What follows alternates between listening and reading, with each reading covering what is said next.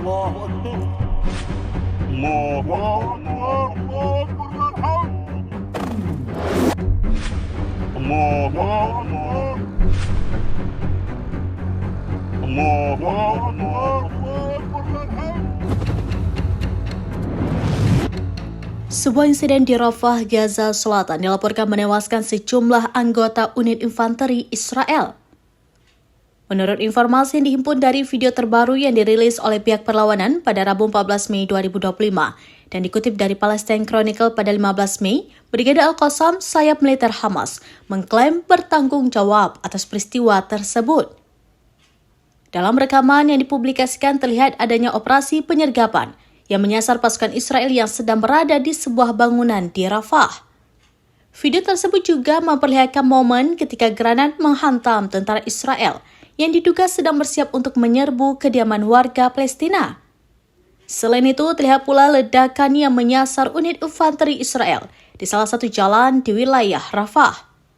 Sebagai respon terhadap situasi tersebut, Brigade Al-Quds yang merupakan sayap militer gerakan Jihad Islam mengumumkan bahwa mereka telah meluncurkan sejumlah roket ke berbagai wilayah di Israel.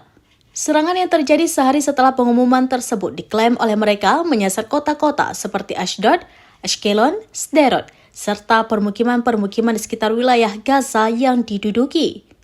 Video yang dirilis oleh Brigade Al-Qassam memperlihatkan persiapan dan peluncuran roket-roket tersebut. Serangan ini didedikasikan sebagai bentuk dukungan kepada rakyat Yaman yang bebas dan pemberani, serta untuk mengenang Nur Al-Bitawi, seorang komandan batalion Jenin yang dilaporkan meninggal dunia di Nablus, tepi barat pada Jumat pekan sebelumnya.